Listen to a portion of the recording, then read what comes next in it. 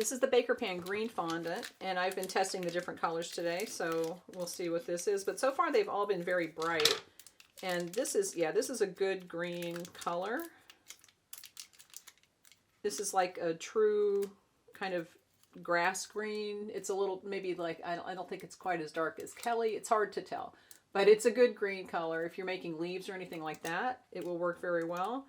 And this does work well in molds. I've been putting it in this little mold to show you. It comes right out without any kind of mold release.